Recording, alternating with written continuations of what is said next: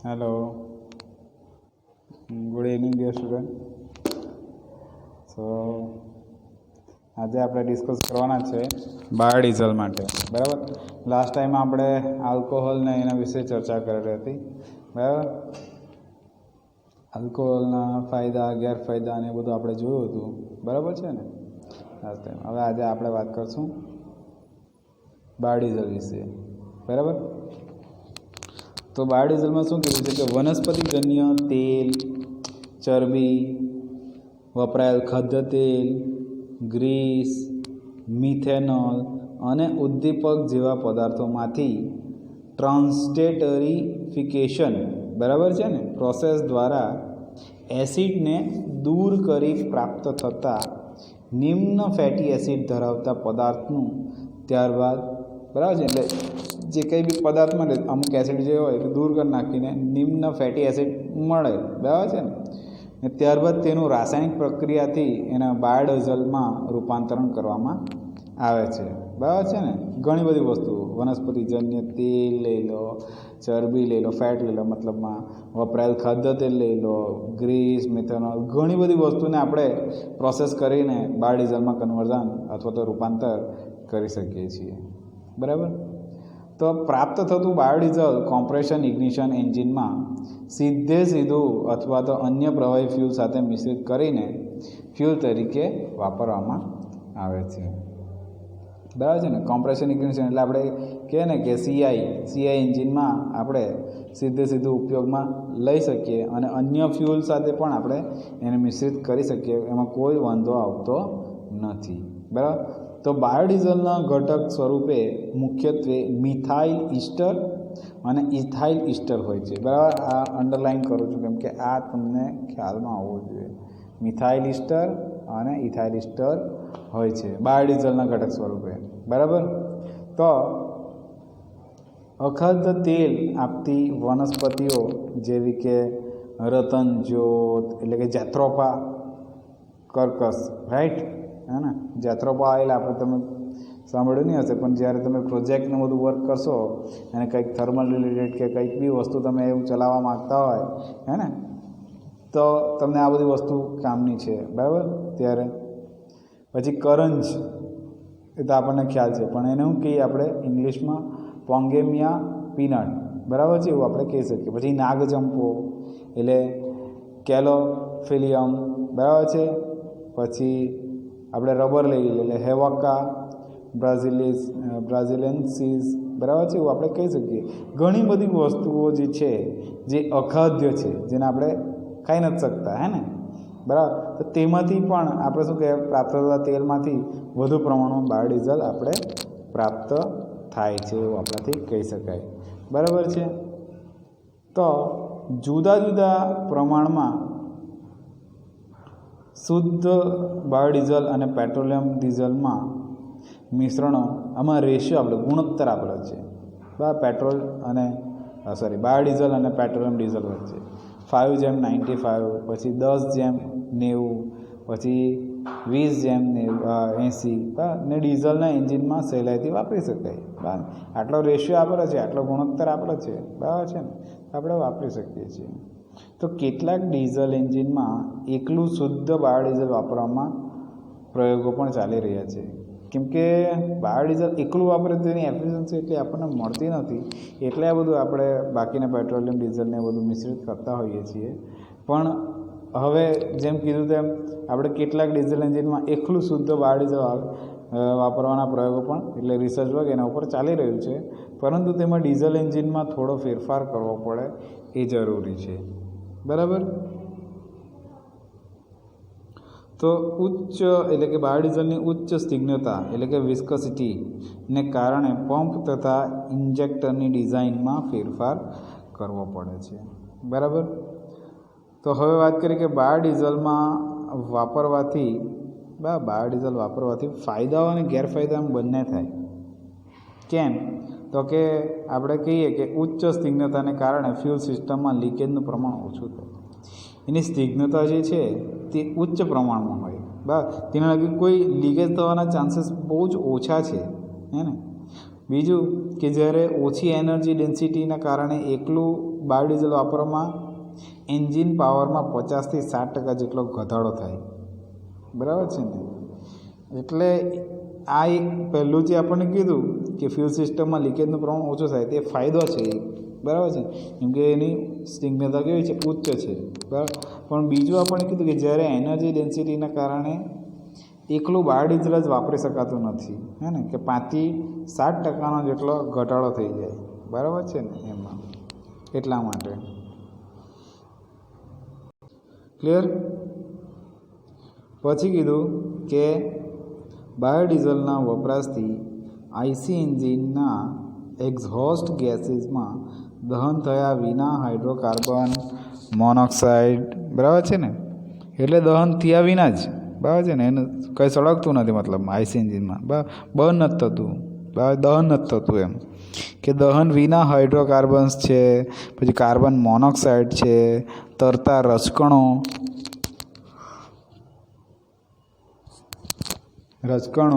જેવા પ્રદૂષકો પ્રમાણ ઘટે છે, બરાબર ને.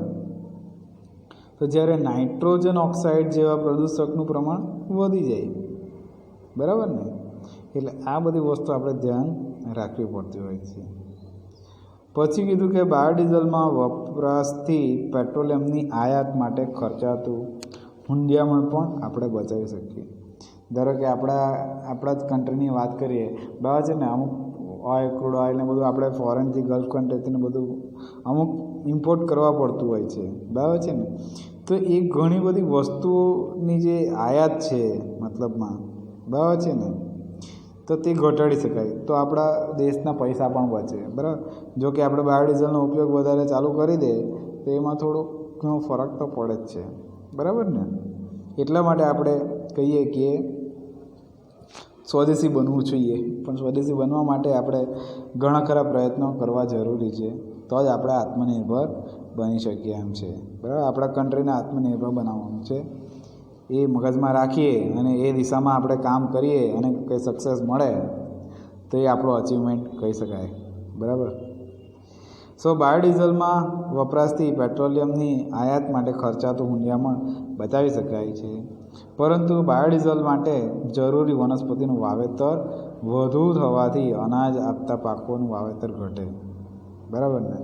હવે બાયોડીઝલવાળા જો આપણે વનસ્પતિ વાવ્યા કરીએ, બરાબર, એની ખેતી કર્યા કરે, તો જે અનાજ આપણે પકવવું જોઈએ મતલબમાં, બરાબર, જેનું વાવેતર કરવું એ ઘટી જાય. કેમ કે થાય શું કે બાયોડીઝલવાળુંમાં આપણને પૈસા વધારે મળતા હોય ને પેલું પાકમાં ઓછા મળે, એવું કોઈક જગ્યાએ થઈ શકે એમ, કોઈક કન્ડિશનમાં, બરાબર.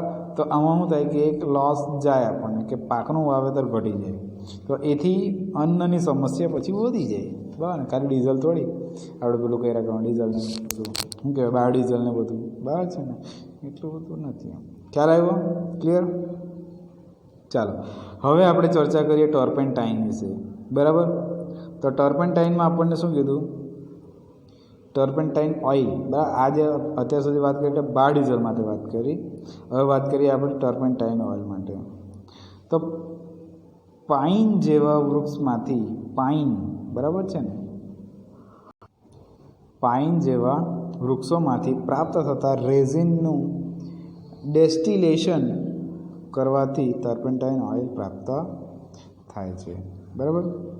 તો ટર્પેન્ટાઇન ઓઇલનું મુખ્ય ઘટક ટર્પેન્સ છે, બરાબર છે ને. ટર્પેન્ટાઇન ઓઇલનો જે મુખ્ય ઘટક હોય તેને આપણે શું કહીએ, ટર્પેન્સ, બરાબર. તો જેનું રાસાયણિક સૂત્ર આપેલું છે આપણને C10H16.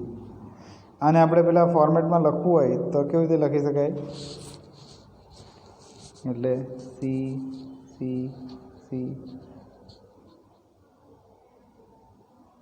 હે ને, એક મિનિટ, અત્યારે લખાય C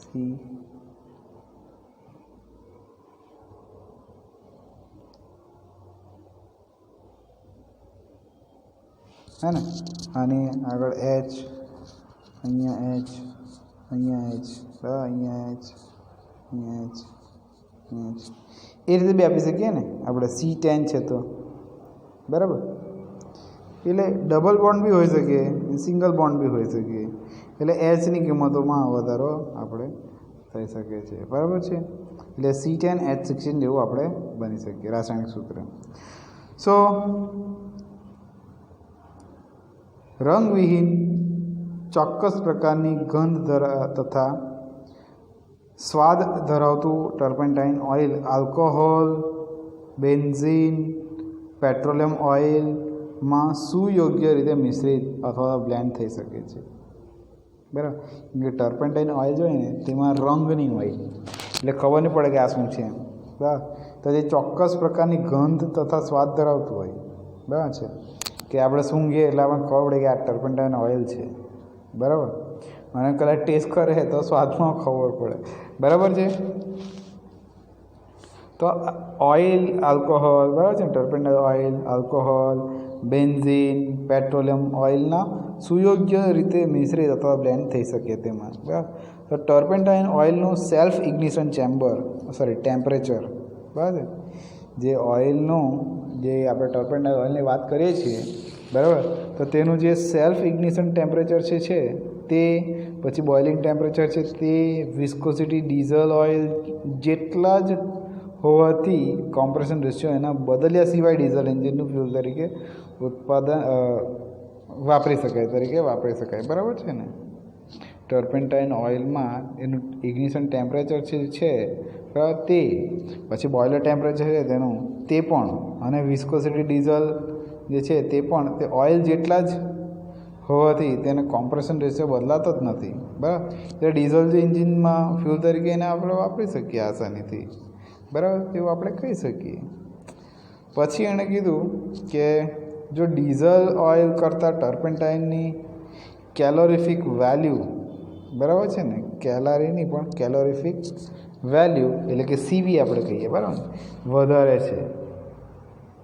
ડીઝલ ઓઇલ કરતાં ટર્પેન્ટાઇનની કેલોરીફિક વેલ્યુ વધારે છે તો ટર્પેન્ટાઇન ઓઇલના કેટલાક ગુણધર્મો નીચે મુજબ છે એવું આપણાથી કહી શકાય.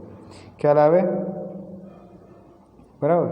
તો પહેલું કીધું કે એનું બોઇલિંગ પોઈન્ટ, કે ગમે તે વસ્તુ હોય તેનું આપણને બોઇલિંગ ટેમ્પરેચર અથવા તો બોઇલિંગ પોઈન્ટ, બરાબર છે, આપણને ખબર હોય છે. તો અહીંયા બોઇલિંગ પોઈન્ટ આપેલું છે આપણને 153 ડિગ્રી સેલ્સિયસથી 175 ડિગ્રી સેલ્સિયસ, એટલે 153 ડિગ્રી સેલ્સિયસથી 175 ડિગ્રી સેલ્સિયસ જેટલું એનું બોઇલિંગ પોઈન્ટ હોવું જોઈએ, બરાબર. શેનું? તો કે ટર્પેન્ટાઇન ઓઇલ જે આપણને મળે છે ને તેના માટે ચર્ચા કરી, બરાબર. પછી એનું ફ્લેશ પોઈન્ટ જે છે એ હોવું જોઈએ 35 ડિગ્રી સેલ્સિયસ, બરાબર. ને આ ફ્લેશ પોઈન્ટની વિશે પણ આપણે એના વિશે પણ આપણે આગળ ચર્ચા કરી જ છે, બરાબર. તો એ કેટલું આપેલું છે આપણને 35 ડિગ્રી સેલ્સિયસ. એ જ રીતે સ્નિગ્ધતાની વાત કરીએ એટલે વિસ્કોસિટીની વાત કરીએ તો એ કેટલું છે 1.257 મેગાપાસ્કલ એવું આપણે કહી શકીએ, બરાબર. એટલે આ એની સ્ટાન્ડર્ડ વેલ્યુ આપેલી છે, બરાબર છે, તે મુજબના ગુણધર્મો આપણે જોતા છે. અને છેલ્લે કીધું કે સ્પેસિફિક ગ્રેવિટી જે છે, હે ને, સ્પેસિફિક ગ્રેવિટી એ આપણને શું આપે છે 0.85થી 0.865, એટલે કે 0.85થી 0.865 જેટલી સ્પેસિફિક ગ્રેવિટી એની હોવી જોઈએ.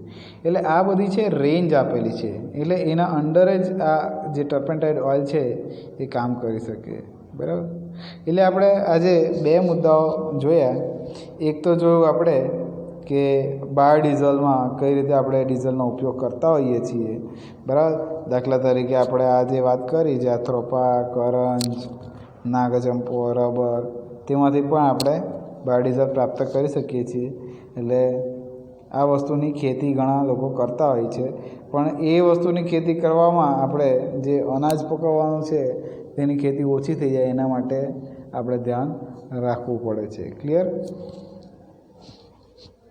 એટલે એની મતલબમાં જે બાયોડીઝલ ઉચ્ચ સ્નિગ્ધતાને કારણે પંપ તથા ઇન્જેક્શન ડીઝલમાં પણ ફેરફાર કરવો પડે, બરાબર. કેમ કે ડીઝલ પેટ્રોલને યુઝ કરતા હોય પણ બાયોડીઝલનો ઉપયોગ કરતા હોય તો તેમાં થોડો ઘણો ફેરફાર કરવો પડે એવું આપણેથી કહી શકાય. ક્લિયર?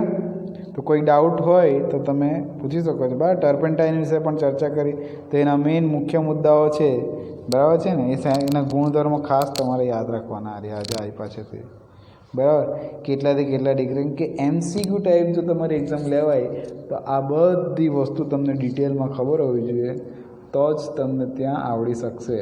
બાકી ઓપન બુક ટેસ્ટ રાખો અને કંઈ બી ટ્વિસ્ટ કરી દીધું હોય ને તમને નહીં ખબર પડતી હોય તો ત્યાં તમે સાચો આન્સર નહીં આપી શકો. બરાબર, એટલા માટે દરેક ઈચ એન્ડ એવરી વર્ડ, બરાબર છે, દરેક વર્ડ ઉપર તમારે ધ્યાન રાખવાનું કે શું કહેવા માંગે છે અને સમજવાની ટ્રાય કરવાની. ઓકે, તો thank you very much for today session. We will continue tomorrow. Thank you.